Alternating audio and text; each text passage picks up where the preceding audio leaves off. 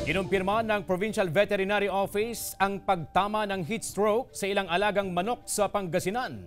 Yan ang tinutukan live ni Russell Simorio. Russell.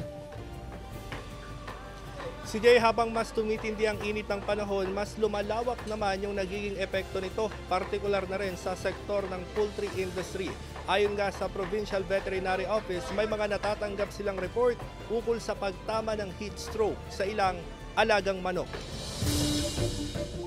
Patuloy ang monitoring ng Pangasinan Provincial Veterinary Office sa mga poultry farm sa lalawigan ngayong nararanasan ng matinding init ng panahon. Ayon sa OPVet, may mga kumpirmadong kaso ng heat stroke sa mga alagang manok. Biglaw manong natutumba hanggang mamatay ang ilang alagang manok. Sila po talaga yung exposed po sa extreme heat. Hindi na po talaga sila nabibigyan ng regular na pagbibigay ng tubig na inumin. Kaya yun po yung possible din na nakikita po namin pagdating po sa mga backyard racers. Patuloy na inaabisuhan ng mga poultry farm owner na magpatupad ng preventive measures para mapigilan ang pagtaas ng mortality sa mga alagang manok ngayong mainit ang panahon. Tiniyak ng OPVet na sapat ang supply ng manok sa merkado. Wala pong problema po sa supply po natin. Nasa sufficiency level po tayo pagdating po supply ng poultry. Tumaas ng 20 pesos per kilo ang presyo ng manok sa tindahang ito sa Barangay Bunuan, Giset mula 180 pesos. Pumalo sa 200 pesos ang kada kilo ng karne ng manok. Sabi kasi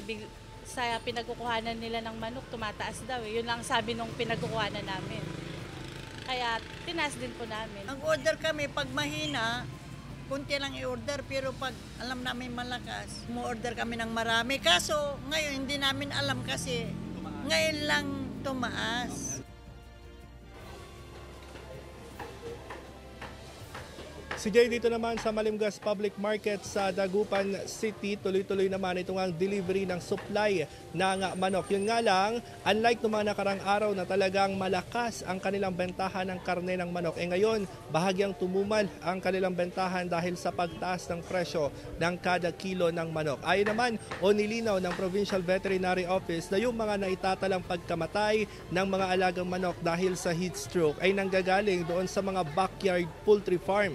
Yung mga malalaking poultry farm naman dito sa probinsya is well ventilated at meron na silang sinusunod na preventive measures para nga hindi labis na maapektuhan ng tag-init at syempre makontrol nila yung mortality doon sa mga alagang manok. At yan muna ang latest. Balik sa iyo, CJ. Maraming salamat, Russell Simorio.